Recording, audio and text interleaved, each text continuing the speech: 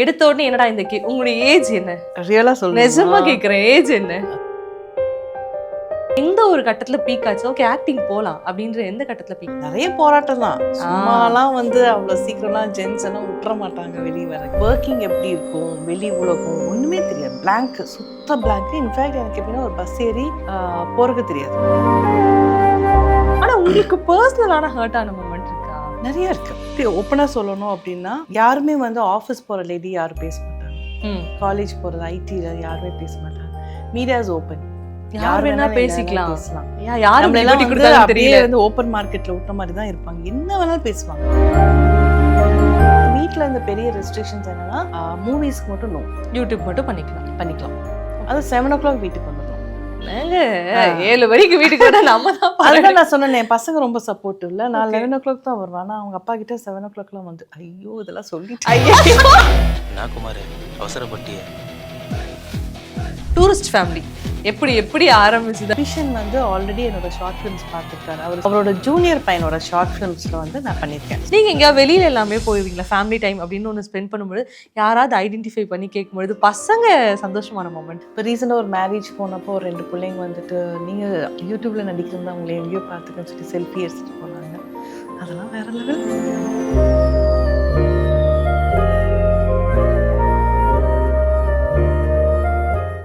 நேயர்களுக்கு வணக்கம். இத்தனை நாளா ஒரு அக்காவா, அம்மாவா, பக்கத்து வீட்டு நெய்பரா நம்ம எல்லாரையுமே என்டர்டெயின் பண்ணிட்டு இருக்கக்கூடிய ஆக்ட்ரஸ் ஷீபா கிறிஸ்டி தான் இன்னைக்கு நம்ம கூட ஜாயின் பண்ணியிருக்காங்க. நிறைய விஷயங்கள் பேசலாம் வாங்க. வணக்கம் மேம். வணக்கம். எப்படி இருக்கீங்க? சூப்பரா இருக்கேன். நீங்க? ரொம்ப சந்தோஷமா இருக்கேன். நான் ரொம்ப நல்லா இருக்கேன்.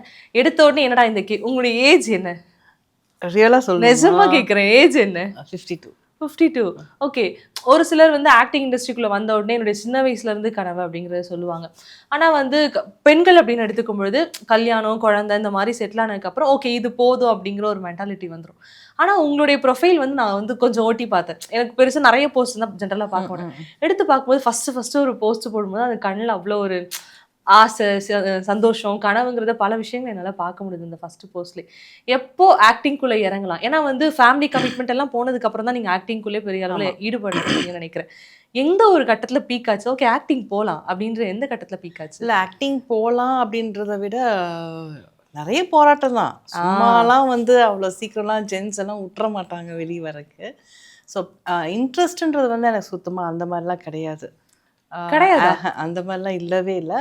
எப்படி வந்துச்சுன்னு கேட்டாலும் எனக்கு தெரியாது. ஓகே, ஜஸ்ட் ஹேப்பன் அப்படிதான் நான் சொல்லுவேன். நான் பட் ஃபுல் ஃப்ளெட்ஜில் நான் எடுத்துக்கிட்டேன் அப்படின்னா 2018 ஃபர்ஸ்ட் ஷார்ட் ஃபிலிம் 2016. அப்புறம் ஒரு லாங் 2017 ஒரே ஒரு ஷார்ட் ஃபிலிம். அப்போ ஃபேமிலி இஷ்யூஸு, மீடியானா தெரியும்ல எப்படி அப்படின்றதுலாம் தெரியும். ஸோ அதனால் ஒரு பெரிய பிரேக் எடுத்தேன். 2018 மார்ச்லேருந்து எடுத்தேன். மார்ச்லேயும் நிறைய ஷார்ட் ஃபிலிம்ஸ் வரும்போது வீட்டில் ஆப்வியஸ்லி அலோவ் பண்ண மாட்டாங்க கண்டிப்பாக. ஸோ போராடினேன். என்னமோ இருக்குது, அதனால தான் நம்மக்கிட்ட அதை தேடி வருதுன்னு சொல்லிட்டு முட்டி மோதி வந்தேன். ஓகே, விருப்பம் இருக்குங்கிறப்போ நம்ம ஒரு விஷயத்துக்காக ரொம்ப போராடுவோம். ஆனால் அது பெருசாக நமக்கு ட்ரீம் இல்லைன்றப்போ இந்த ஸ்டார்டிங் பாயிண்ட் எடுக்கிறது இருக்குல்ல, என்ன கட்ஸில் எடுத்தீங்க? எப்படி வந்துச்சு? ஆக்சிடென்டல்ங்கிறது என்னால் என்ன கட்ஸ் அப்படின்னா, இப்போ எல்லாத்து வீட்லேயும் ஃபீமேல்ஸ்னாவே கிச்சனு, இப்போதான் எல்லாம் ட்ரெண்ட் மாறி இருக்கு. ஆப்வியஸ்லி கிச்சனு அப்படியே தான் இருக்கணும் அப்படின்னு சொல்லிட்டு. ஸோ நம்மளோட விஷஸ் யாருமே கேட்க மாட்டாங்க. வந்துட்டு இப்போ நான் கூட எங்கள் அம்மாகிட்ட போய் உங்கள் விஷயம் என்னன்னு கேட்க மாட்டேன். ஏன்னா நம்ம அப்படி ஒரு ஃபாஸ்டான இதில் நம்ம ஓடிட்டுருக்கோம். ஸோ எனக்கு ஆஸ் யூஷுவல் நான் வீட்டில் இந்த பசங்களை எனக்கு 2 பசங்க ஸ்கூல் காலேஜ் அனுப்புனதுக்கப்புறம் ஆஸ் யூஷுவல் லேடிஸ் என்ன பண்ணுவோம், ஒன்றா பக்கத்து வீட்டில் போய் நாய் அடிப்போம், இல்லை டிவி பார்ப்போம். அதுதான் எனக்கு ஒர்க் பண்ண எக்ஸ்போஷர் கிடையாது. ஏன்னா காலேஜ் படிக்க மேரேஜ் ஆனங்காட்டி எனக்கு ஒர்க் பண்ண எக்ஸ்போஷர் கிடையாது. ஒரு 2 years தான் ஒர்க்கே பண்ணியிருக்கேன். ஸோ ஒர்க்கிங் எப்படி இருக்கும், வெளி உலகம் ஒன்றுமே தெரியாது. பிளாங்க், சுத்த பிளாங்க். இன்ஃபேக்ட் எனக்கு எப்படின்னா ஒரு பஸ் ஏறி போகிறதுக்கு தெரியாது. ஓகே, இன்னும் ஓப்பனாக சொல்லணும்னா எனக்கு ரோடு கிராஸ் பண்ண இப்போ வரைக்கும் தெரியாது. ஓகே, கொஞ்சம் இதாக தான் இருக்கும். ஏன்னா எல்லாத்துக்கும் இருக்கும். நான் எல்லாருமே பர்ஃபெக்டாக இருக்கணும்னு அவசியம் கிடையாது. ஸோ ஒரு டைம் நான் டிவி பார்த்துட்டு இருக்கும் போது எனக்கு எப்படி ஆடியோ, எப்படி பேசுகிறாங்க, எப்படி ஷூட் பண்ணுறாங்க, எப்படி அழுகுறாங்க, அது ஒரு இது வரும்போது எனக்கு ஒரு இன்ஸ்டன்ட்டில் ஒரு ஷார்ட் ஃபிலிம் தோணுச்சு, ஒரு அவுட்லைன் தோணுச்சு. அவுட்லைன் எப்படின்னா, இப்போ ஒரு சைல்ட் ஹாரஸ்மெண்ட் நடக்குது, ரேப் பண்ணிடுறாங்க. அந்த வீட்டில் ஒரு 25 வருஷம் எத்தனை வருஷம் ஆனாலும் இந்த வீட்டில் ஒரு ரேப் ஆச்சுன்னு சொல்லுவாங்க. கண்டிப்பா. ஆனா அந்த குழந்தை என்னானாங்க, அந்த ரேபிஸ்ட் என்னானாங்க நம்மளுக்கு தெரியாது. ஸோ அது ஒரு பேஸ் பண்ணி ஒரு ஸ்கிரிப்டை நான் கொடுத்தேன். ஸ்கிரிப்ட்னா எனக்கு அதெல்லாம் தெரியாது. என் பையனோட ஃப்ரெண்டு கிட்ட சொன்னேன், அவன் எழுதிட்டு வந்து கொடுத்தான். ஓகே. ஓ, இது மெயின் கோர் நீங்க சொன்னீங்க இந்த கதை. ஓகே. பட் நான் சொன்னது ஒன்று செஞ்சது ஒன்று. நான் சொன்னது வேற, அவங்க பண்ணுனது வேற. ஸோ அப்பயும் தெரியாது இப்படி தான் இருக்கும். ஓகே. ஸ்கிரிப்டெல்லாம் நம்மளுக்கு தெரியாதுல்ல, வந்த புதுசில் தெரியாது. ஸோ ஒரு பேப்பரில் எழுதிட்டு வந்தான், இதுதான் ஸ்கிரிப்டுமான்னு வந்து கூப்பிட்டான். ஓ இப்படி தான் ஸ்கிரிப்ட் இருக்குமா? Okay. So I started like that. Okay. அங்கேருந்து தான் உங்களுடைய ஆக்டிங் கெரியர் ஸ்டார்ட் ஆச்சு. நான் முன்னாடி சொன்ன மாதிரி தான், ஒரு அக்காவா, அம்மாவா, பக்கத்து வீட்டு நெய்பர், இதெல்லாமே வந்து திரையில் பார்க்கக்கூடிய ஒரு கதாபாத்திரங்கள். நிஜ லைஃப் எடுத்துக்கிட்டோம்னா 2 குழந்தைக்கு அம்மா, மனைவி, மகள், இந்த மாதிரியான பல ஸ்தானங்கள் இருக்குல்ல. ஒர்க்கையும் பேலன்ஸ் பண்ணுறோம், இங்கேயும்ன்றப்போ இது என்ன நார்மலான விஷயம் தானேங்கிறது சொல்கிற ஆட்களுக்கு வேணா ஈஸியாக இருக்கும். ஆனால் எப்படி சொல்கிறது, அந்த களத்தில் நிற்கிறதுன்னு சொல்லுவாங்க, அந்த மாதிரி ரியாலிட்டியாக யோசிக்கும் போது அது மிகப்பெரிய ஒரு பேர்டன் தான் சொல்லலாம். அதை எப்படி மேனேஜ் பண்ணுறீங்க? எனக்கு ஆக்சுவலாக நான் ரொம்பவே ஹோம் ஸ்டிக்கி. எனக்கு வந்து என்ன போய் இருந்தாலும் என் பசங்க சாப்பிட்டாங்களா, என் பசங்க அது இருக்கு, எல்லாம் அம்மாவோட இயல்பு இல்லையா? எனக்கு அவனுக்கு காலேஜ் போயிட்டு வந்தால் சாப்பிட்டானுங்களா, என்ன பண்ணணும், நான் என்னதான் ஷூட்டில் இருந்தாலும் அங்கேருந்து கால் பண்ணுவேன், தம்பி இது போய் சாப்பிட்டுக்கோ, தம்பி இது பண்ணிக்கோ, மம்மி இப்போ வந்து அந்த மாதிரி நான் ஒரு கேரக்டர். ஸோ அதுதான் எனக்கு கொஞ்சம் இதாக இருக்கும். என்னதான் இருந்தாலும் நம்ம வீட்டுக்குன்னு வந்தாகணும்ல வந்துட்டு. அண்ட் மோரோவர் நம்மளுக்குன்னு ஒரு ரெஸ்பான்சிபிலிட்டி இருக்குது, அதை நம்ம பண்ணி ஆகணும், ஹஸ்பண்டுக்குன்னு நம்ம பார்க்கணும். ஸோ ஷூட் போகும்போதே எல்லாமே பண்ணி வச்சுட்டு தான் வர்றது. ப்ளஸ் எனக்கு சப்போர்ட் இருந்துச்சு, பசங்களோட சப்போர்ட் ரொம்ப ஓகே. ஏன்னா நம்மளுக்கு வந்து இப்போ ஆஃபீஸ் டைம் கிடையாதுல்ல, காலையில் போனால் வீட்டுக்கு போகிறது, இந்த ஷூட்டு மீடியானா தெரியும், எப்போ இன்னைக்கு போனால் நான் என்னைக்கு வீட்டுக்கு வருவோன்றதே தெரியாது, விடிஞ்சதுக்கப்புறம் வருவோம், அந்த மாதிரிலாம் இருக்கும் நம்மளுக்கு. ஸோ அதை வந்து எனக்கு பேலன்ஸ் பண்ண வந்து பசங்க ரொம்ப சப்போர்ட்டிவாக இருந்தாங்க. ஓகே. பசங்க தான் சப்போர்ட்டிவாக அப்போ பண்ணுங்கவா அப்படிங்கிற ஒரு கண்மூடித்தனமான ஒரு நம்பிக்கை. அவனுங்க வந்துட்டு என்னென்னா, ஏன்னா என்னோட லைஃப்பில் பார்த்தீங்கன்னா நான் எனக்கு வெளியே எக்ஸ்போஷரே கிடையாது, சுத்தமாக எதுவுமே கிடையாது. ஸோ எனக்கு என்னோட டேலண்ட்டை வெளியே வர வர வந்து பசங்க பார்க்க ஆரம்பிச்சிட்டாங்க. ஓகே. பார்த்ததுக்கப்புறம் சரி அப்படின்னு சொல்லிட்டு வந்தாங்க. ஓகே. ஆரம்பத்துலேயே சொன்ன மாதிரி தான், நீங்கள் வந்து மீடியானோடனே எடுத்த உடனே அலோலாம் பண்ண மாட்டாங்க, நம்ம வீட்டில் இருக்க ஆம்பளைங்கன்ற ஒரு விஷயம் இருக்குல்ல. நிறைய வந்து நம்ம போஸ்ட் போடுறது வந்து மீடியாக்குள்ளே இருக்குன்றப்போ நமக்கு பிடிச்சாலும் பிடிக்கலனாலுமே நம்ம வேலைக்காக ஒரு சில விஷயங்கள் பண்ண வேண்டியது இருக்கும். அப்படி பண்ணும்பொழுது எல்லாத்தையுமே நம்ம வீட்டில் எக்ஸ்பிளைன் பண்ணி அவங்களுக்கு புரியுமான்னு கேட்டால் ரொம்ப கஷ்டம், அவங்களுக்கு புரிய வைக்கிறது ரொம்ப கஷ்டம். ஆரம்பத்தில் அது எல்லாத்தையும் எப்படி மேனேஜ் பண்ணீங்க? நான் ரொம்ப ஸ்மார்ட்டாக இருந்தேன், அப்படியா? பிளாக் பண்ணேன். எல்லாத்தையும் பிளாக் பண்ணேன். ஏன்னா போடுறது ஒரு பக்கம், நம்மளோட லிபர்ட்டி அதை போடுறது. ஓகே. கீழே கமெண்ட்ஸ்ன்னு போடுவோம். அதுதான் அது பார்க்கும்போது ஷீபாவை இப்படி கமெண்ட் பண்ணாங்க, ஷீபாவை இப்படி, அவங்க வந்து 10ஓட 11 பார்க்க மாட்டாங்க யாருமே. நம்ம ஃபேமிலி மெம்பர்ஸ் என்ன நினச்சிப்பாங்கன்னா, நம்ம பிள்ளை இப்படி பேசிட்டா அப்படின்னா. ஸோ பார்த்தேன், எல்லாத்தையும் பிளாக் நான் பண்ணியிருக்கேன். ஆனால் இவ்வளோ ஓப்பனாக சொல்ல மாட்டேன். நானும் ஆரம்பத்தில் பண்ணும்பொழுது ஓகே பிளாக் பண்ணிடலாம், எதுக்கு கேள்வி கேட்டாங்கன்னா பிளாக், எல்லாத்தையும் இப்படி தான் வச்சுருந்தேன். ஆனால் உங்களுக்கு பர்சனலான ஹர்ட்டான மூமெண்ட் இருக்கா? நிறைய இருக்கு. இப்போ எப்படி ஓப்பனாக சொல்லணும் அப்படின்னா, யாருமே வந்து ஆஃபீஸ் போகிற லேடி யாரும் பேச மாட்டாங்க, காலேஜ் போகிறது ஐடியில் யாருமே பேச மாட்டாங்க. மீடியாஸ் ஓப்பன், யார் வேணா பேசிக்கலாம், அப்படியே வந்து ஓப்பன் மார்க்கெட்டில் விட்ட மாதிரி தான் இருப்பாங்க, என்ன வேணாலும் பேசுவாங்க. அது மீடியாவில் வந்து நம்ம சஸ்டெயின் ஆகி நம்ம ஒரு அளவுக்கு நம்ம வந்துட்டோம் அப்படின்னா அது வேற மாதிரி தான் ப்ரொஜெக்ட். கண்டிப்பாக அப்படி பண்ணுவாங்க இப்படி பண்ணுவாங்க. ஸோ ஃபஸ்ட்டு வந்த போஸ்ட்டில் வலிச்சது, இப்போலாம் கண்டுக்கிறதே கிடையாது. எனக்கு எப்படின்னா, நீ ஹர்ட் பண்ணு, ஒன்றும் ப்ராப்ளமே கிடையாது, நீ உன்னோட ப்ரொஃபைல் பிக்கில் உன் ஃபோட்டோவை போட்டு ஹர்ட் பண்ணு, நீ ஹைட் பண்ண கட்ஸ் கிடையாது. இல்லை ஒரு பூவை வச்சுருப்பான், விஜய் படம் வச்சுருப்பான், எல்லாம் பண்ண, நீ ஆம்பளையாக இருந்தால் நீ அப்படி ஹர்ட் பண்ணு, நான் என்னோடது டிரான்ஸ்பரண்ட்டாக நான் இருக்கேன், நீயும் டிரான்ஸ்பரண்ட்டாக இருந்தால் ஹர்ட் பண்ணு அப்படின்னு நான் சொல்லிடுவேன். ஓகே. ஒரு யூடியூப் பிளாட்ஃபார்மில் சும்மா ஆரம்பிக்கலாங்கிற ஒரு எண்ணத்தில் ஆரம்பித்து அங்கேருந்து டக்குன்னு ஒரு பெரிய ஸ்க்ரீனுக்கு கூப்பிட்றாங்கன்றப்போ ஐயோ போகணுமா அப்படிங்கிற ஒரு தயக்கம் இருக்குது சார். ரொம்ப யோசிச்சது உண்டு அப்போ. ஓகே. ரொம்ப ரொம்ப என்னென்னா, இப்போ V3ன்ற படம் பண்ணேன் ஆக்சுவலாக, அது ஒரு 4 years ஆச்சு. ஸோ ஃபஸ்ட்டு என்னை யூடியூப்பில் பார்த்து தான் சார் என்னை கூப்பிடும்போது, எனக்கு வீட்டில் இருந்த பெரிய ரெஸ்ட்ரிக்ஷன்ஸ் என்னென்னா, மூவிஸ்க்கு மட்டும் நோ, யூடியூப் மட்டும் பண்ணிக்கலாம், அது 7 o'clock வீட்டுக்கு வந்துடணும். என்னங்க 7 மணிக்கு வீட்டுக்கு வர நம்ம தான். அதுதான் நான் சொன்னேன், என் பசங்க ரொம்ப சப்போர்ட்டிவ் இல்லை, நான் 11 o'clock தான் வருவேன். ஆனால் அவங்க அப்பா கிட்ட 7 o'clockலாம் வந்து ஐயோ இதெல்லாம் சொல்லிட்டு ஐயோ சார் மன்னிச்சிருங்க, ஏதோ தெரியாமல் சொல்லிட்டாங்க, 2 பசங்களையும் விட்டுருங்க அப்படின்ட்டு. ஓப்பன் டாக்குன்னா இவ்வளோ ஓப்பன். பட் V3ன்ற மூவி பண்ணும்போது ஸ்ட்ரிக்டாக என் ஹஸ்பண்ட்க்குலாம் தெரியாது, நான் மூவி பண்ணுறன்ற விஷயமே தெரியாது. ஓகே. ஸோ சார் எனக்கு கூப்பிட்டு லாஸ்ட்டில் அக்ரிமெண்ட் சைன் பண்ணுவோம்ல, அக்ரிமெண்ட் சைன் பண்ணும்போது நான் பக்குன்னு ஆயிடுச்சு. ஏன்னா அதில் 28 டேஸ் ஷெட்யூலு, கதையை வெளியே சொல்லக்கூடாது. அப்போ தான் ஃபஸ்ட் டைம் நம்ம அக்ரிமெண்ட்டை பார்க்கணும். ஓகே. அப்புறம் வீட்டில் வேறு சொல்லணும்னா அவ்வளோதான், டங்குவார் கிழிஞ்சிரும் நம்மளுக்குலாம் வந்துட்டு. ஸோ நான் சொல்லவே இல்லை. நான் என்ன சொன்னேன், ஒரு பைலட் மூவி பண்ணுறோம், 28 டேஸ் ஷூட் இருக்கும், பேன் இண்டியா மூவி, அதனால் வந்து என்னை டிஸ்டர்ப் பண்ணாதீங்க அப்படின்னு சொல்லிட்டு இருப்பேன். ஆனால் அது ஃபுல் நைட் ஷூட் தான். மார்னிங் 2:30 3 o'clock போகிறோம், நெக்ஸ்ட்டு 6 o'clockல ஷெட்யூல் தெரியும்ல மீடியானா எப்படி. ஸோ 28 டேஸ் இப்படியே தான் ஓடிட்டு இருந்தோம். ஓகே. தெரியவே தெரியாது, வீட்டில் கப்சுப்புன்னு உட்காந்துட்டேன். ஏன்னா அதில் சொல்லிட்டோம்னா போச்சு இல்லை, பாதியிலே நிற்க சொல்லிட்டோம்னா அக்ரிமெண்ட், கண்டிப்பாக லீகல் அக்ரிமெண்ட் அது. ஸோ தேட்டரில் பார்க்கும்போது தான் தெரிஞ்சிச்சு. அதுதான் இப்போ கேட்க வந்த மாதிரி, படம் தேட்டரில் வந்திருக்கும்ல, என்ன நடந்துச்சு? தேட்டரில் பார்க்கும்போது தான் ஓகே ரைட்டு. அதுக்கப்புறம் இப்போ ஒன்றும் ப்ராப்ளம் இல்லை. ஓகே. என்ன சொன்னாங்க வீட்டில், என்ன அப்படின்னு ஏதாவது கேட்டாங்களா? பார்த்து ஒரே அழுகுதான், ஹாப்பியில். அப்பாடி. ஆனா நம்ம வீட்ல இருக்க விஷயம் என்ன தெரியுமா, ஆரம்பத்துல தே செட் நோ, பட் ஆனா ஏதாவது ஒரு இடத்துல சக்சஸ் ஆயிடுச்சுன்னா அவங்களுக்கு ஒரு நம்பிக்கை வந்து, சரி ஓகே இது ஏதோ ஒன்று பண்ணுது, உருப்படியா தான் பண்ணுது. ஆனாலும் சைட்ல பத்த வச்சுட்டு தான் இருப்பாங்க. அதுவும் உண்டு இல்ல? இருக்கும், கண்டிப்பா இருக்கும். ஓகே. இப்போ கிட்டத்தட்ட உங்களோட ப்ரொஃபைல பார்க்கும்போது மோர் தென் 90 ஃபிலிம்ஸ் அப்படின்னு இருக்குல்ல, ஷார்ட் ஃபிலிம்ஸ் பண்ணியிருக்கீங்க, எல்லாமே இருக்கு. இந்த எக்ஸ்பீரியன்ஸாக பார்த்து இப்போ இந்த வயசுல இங்கே நின்று பார்க்கும்பொழுது ஏதாவது ஒன்று அச்சீவ் பண்ண மூமெண்ட் இருக்குல்ல. ஏன்னா எனக்கு பர்சனலாக எப்படி இருந்துச்சுன்னா, இப்போவே என்னுடைய கெரியருக்காக எனக்கு ஒரு ரிஸ்க் எடுக்கணுங்கிறது ஒரு பெரிய பயம் இருக்குது, வீட்டில் என்ன இந்த மாதிரி இருக்குது. ஆனால் எல்லாத்தையும் ஃபேஸ் பண்ணி ஒருத்தவங்க வந்திருக்காங்கன்றப்ப ஓகே நம்மளாலையும் பண்ணலாங்கிற ஒரு மோட்டிவேஷனாக தான் உங்களை பார்க்குறோம். எவ்வளோ சந்தோஷமா இருக்குது. Thank you so much. ரொம்ப சந்தோஷம்னா, when I look backல இவ்வளோ தாண்டி வந்திருக்கோமா, எவ்வளோ அப்ஸ் அண்ட் டவுன்ஸு, எவ்வளோ பேக் ஸ்டாபிங்ஸு, இன்னும் பேக் ஸ்டாபிங்ஸ் இருக்குது, எவ்வளோனாலும் race is still going on. அந்த மாதிரி நான் எடுத்துக்கிறேன்.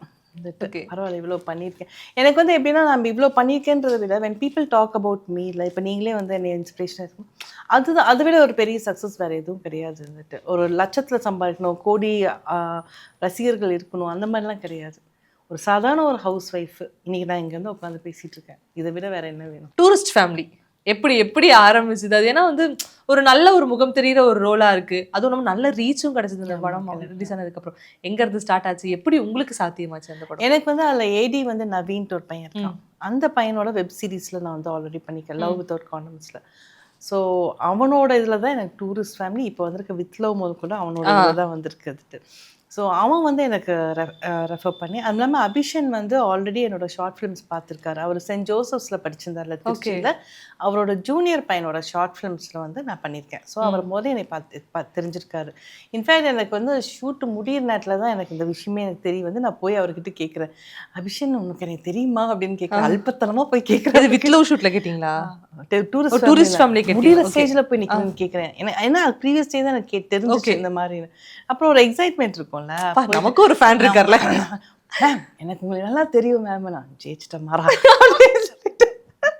அப்போ அதில் என்னை பார்த்ததுல தான் டூரிஸ்ட் ஃபேமிலியில் என்னை இது பண்ணாங்க. ஸோ நவீன் இல்லைன்னா டூரிஸ்ட் ஃபேமிலி கண்டிப்பாக எனக்கு கிடையாது. அபி இருந்தாலும் ஹீஸ் அ டைரக்டர். ஓகே.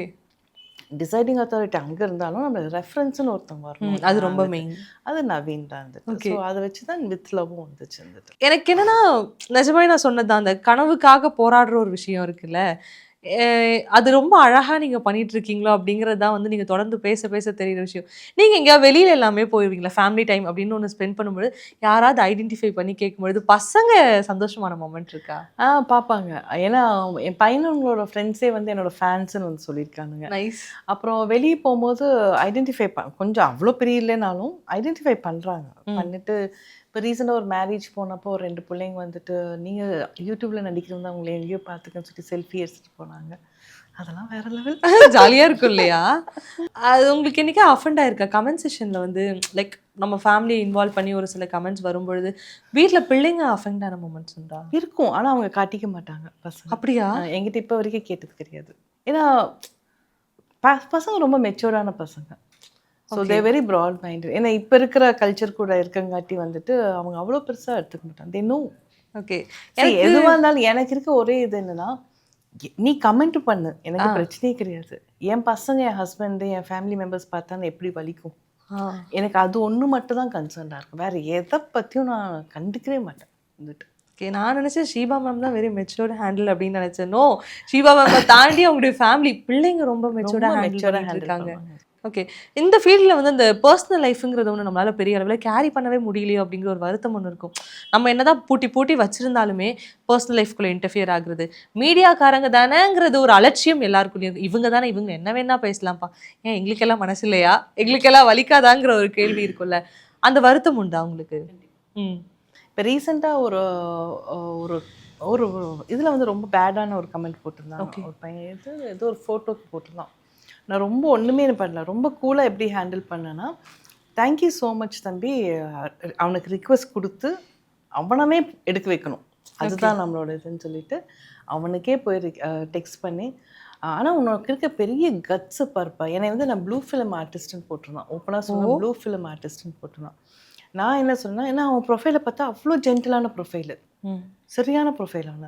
நான் இங்கே கமெண்ட்டில் என்ன கொடுத்தேன், இதில் அவனுக்கு ஃப்ரெண்ட் ரிக்வெஸ்ட் கொடுத்து மெசேஜில் என்ன போட்டேன்னா, ஆனால் உனக்கு இருக்க கட்ஸ் மட்டும் வேறு யாருக்குமே இருக்காது தம்பி. நீ வந்து ப்ளூ ஃபிலிம் பார்க்குறன்ற வந்து பப்ளிக்கில் போட்டிருக்க, வேற லெவல் தம்பின்னு போட்டேன். போடுறான், நைஸ். அவனுக்கு அப்போதான் அதுக்கு சைக்கா இருக்கு, ஆமா இல்லை அப்படிங்கிற மாதிரி. அப்படியா, இருங்கன்னு சொல்லிட்டு போய் அவனே டெலிட் பண்ணிட்டு வந்து அழகாக ஹேண்டில் பண்ணியிருக்கீங்க, சூப்பர். நீங்கள் சொன்ன விஷயம், அவனுடைய ப்ரொஃபைல் அவ்வளோ டீசெண்டாக இருக்குது, ஆனால் அவன் யாருங்கிறது வெளி உலகத்துக்கு தெரியாத ஒரு காரணத்தை யூஸ் பண்ணி என்ன வேணா பேசலாம். ஆனால் நம்ம முகம் வெளியில தெரியுதுங்கிற காரணத்துக்காக கேரக்டர் எப்படி இழுத்து பேசுறாங்க இல்லையா, அழகா ஹேண்டில் பண்ணியிருக்கீங்க. ஒரு மாதிரி நல்லா நான் என்ன சொன்னேன்னா, ஒன்றும் இல்லை தம்பி, இப்போ நீ போட்டுட்ட நெக்ஸ்ட் அதுக்கப்புறம் என்ன சொன்னேன், என்கிட்ட ஆக்டிங் சான்ஸ் கேட்கலாம். தம்பி நான் ஒன்றும் பிரச்சனை, நீ எதுக்கு போய் அதெல்லாம் டெலிட் பண்ணுனேன், இதை பார்த்துட்டு உங்கள் ஃபேமிலி மெம்பர்ஸ் எல்லாரும் பார்ப்பாங்க, பார்த்து உங்கள் அம்மாகிட்ட போய் இதை சொல்லுவாங்க, உங்கள் அம்மா கேவலமாக நினைப்பாங்கல்ல, என் பையன் ப்ளூ ஃபிலிம் பார்த்துருக்கான் பப்ளிக்கில் போட்டிருக்கான்னு சொல்லுவாங்கல்ல, இதை விட எனக்கு என்ன தம்பி அப்படின்ட்டு மேம் வாஷ் பண்ணிட்டு சாதாரணமாக உட்காந்து சொல்றீங்க, நிஜமாவே இல்லை. அது எப்படி ஒருத்தவங்களை அப்படி மார்க் பண்ணி பேசுறதுக்கு மனசு வருதுன்னு அது ஒன்று வேணும்ல நம்மளுக்கு. நான் வாய் இருக்குன்றக்காக என்ன வேணாலும் பேசணும்னு அவசியம் கிடையாதுல்ல. எனக்கு வந்து எப்படி சொல்றது, நமக்கு அமைஞ்ச விஷயத்த ஒரு அழகுபடுத்திக்கிறது இருக்குல்ல, அதுதான் உங்கள் ஃபேமிலியை நீங்கள் ரொம்ப அழகாக வச்சுக்கிட்டு கெரியர்லையும் நான் ஃபோக்கஸ் பண்ணுறேன், என் பிள்ளைங்களையும் நான் நல்லா பார்த்துக்கிறேன், என் குடும்பத்துக்கு என்னென்ன தேவை எல்லாத்தையும் செய்கிறேன்னு ஒரு விமனாக சக்ஸஸாக நிற்கிறது இருக்குல்ல, அது இந்த இடத்துல தான் எனக்கு பார்க்குறேன். இவ்வளோ சப்போர்ட்டிவாக இருந்தால் அந்த 2 பிள்ளைக்கு என்கிட்ட நான் இந்த வார்த்தையை சொல்லணும், அவன்கிட்ட சொன்னது நேரில் சொல்லதெல்லாம் கொஞ்சம் கூச்சமாக இருக்கும், இதை யூஸ் பண்ணி சொல்லிக்கிறேன். ஹஸ்பண்ட் வேற பார்க்குறான்னு போட்டு வேற கொடுத்துட்டீங்க, பிள்ளைங்களை ஐஸ் வச்சு ஆகணும்ல. ஒரு மெசேஜ் அம்மா கிட்ட இருந்தால் என்ன மெசேஜாக இருக்கும் 2 பிள்ளைங்க? தேங்க்யூ ஸோ மச் தம்பிங்களா. நான் தம்பின்னு தான் கூப்பிடுவேன் 2 பேர்த்தையும், அவனுங்க வந்து பேர் சொல்லி தான் கூப்பிடுவாங்க. ஓகே, ஸோ ரொம்ப எனக்கு வந்து எனக்கு வந்து பெரிய பிளெஸ்ஸிங்ஸ்னால் அவனுங்க 2 பேர் தான். ரொம்ப ரொம்ப அண்டர்ஸ்டாண்டிங், ரொம்ப அண்டர்ஸ்டாண்டிங். என்னோட அப்ஸ் அண்ட் டவுன்ஸில் எல்லாத்துலேயும் வந்து நான் எதுவுமே என்னோட டவுன்ஸை வந்து அவனுக்கிட்ட காட்டிக்கவே மாட்டேன். நான் இன்ஃபேக்ட் ஷூட்டில் போனோம்னா நல்லதும் இருக்கும் கெட்டதும் இருக்கும், எதுவுமே நான் வீட்டில் சொல்ல மாட்டேன். பட் அவங்களுக்கு வந்து அம்மா எப்படி இருப்பான்றது அவங்களுக்கு தெரியும், அந்த ஸ்ட்ராங் இது அவங்களுக்கு தெரியும், எப்படி ஹேண்டில் பண்ணுவான்றது தெரியும். ஸோ அதனால் வந்து இப்போ வரைக்கும் நீ எங்கே போறியே, ஏதாவது ப்ராப்ளம் இருக்கா, இப்போ வரைக்கும் எங்கள் ஃபேமிலியில் யாருமே கேட்டது தெரியாது என்கிட்ட. ஸோ பசங்களுக்கும் வந்து என் மேலே பயங்கர ஸ்ட்ராங். அண்ட் மோரோவர் என்னென்னா, பசங்க காலேஜ் முடிக்கிற வரைக்கும் I was inside the house தான். ஓகே, பக்கா. ஆமாம், அதுவே பெரிய விஷயம் தெரியுமா, எல்லாத்தையும் செட்டில் பண்ணிட்டு ஒரு வயசு பண்ணிட்டு தான் நான் வெளியே வந்தேன். ஸோ அதனால அது பண்ணதுக்கப்புறமும் நீ போ நீ பாரு நான் பார்த்துக்குறோம் அப்படின்னு சொல்லிட்டு, இன்ஃபேக்ட் நான் குக் பண்ணலைன்னா கூட அவனுங்களே குக் பண்ணி சாப்பிட்டுக்கிறது. ஸோ அதில் வந்து அவங்க அதனால் வந்து எனக்கு ரொம்ப ரொம்ப தேங்க்ஸ் தான் சொல்வேன். இந்த அவங்களுக்கு தேங்க்ஸ் சொல்லக்கூடாது, அவர் பெரிய பேக் போன் சப்போர்ட்டாக இருக்கிறது பெரிய விஷயம் இல்லை. ஓகே, பிள்ளைங்களுடைய ஆசைக்காகவும் கனவுக்காகவும் அம்மா அப்பா பாடுபடுறது இருக்குல்ல, அது வந்து நார்மலைஸ் பண்ணப்பட்டிருக்கு. ஓகே, அம்மானா பண்ணி தான் ஆகணும் அப்படிங்கிறது ஓகேயா இருந்தாலுமே, ஆனால் அம்மாவுடைய கனவுக்காக இத்தனை வயசுக்கு அப்புறம் அவங்க ஒன்று பண்ணுறாங்கன்றதுக்காக பண்ணுங்கன்னு சொல்லி நிற்கிறது இருக்குல்ல, நிஜமாவே அது ஒரு மிகப்பெரிய விஷயம். ஆனால் அதை நீங்கள் ரொம்ப அழகாக எடுத்துக்கிட்டு உங்களுக்கு தேவையானதை என்னால் என்னென்ன பண்ண முடியுமோ நம்மளுடைய சத்துக்கும் மீறி நம்ம பார்த்துக்கணும் இல்லையா நம்ம ஃபேமிலியை, அது நீங்கள் ரொம்ப அழகாக பண்ணிட்டு இருக்கீங்க. எனக்கு வந்து முன்னாடியே சொல்லும் போது ரொம்ப இன்ஸ்பைரிங்காக இருக்குது.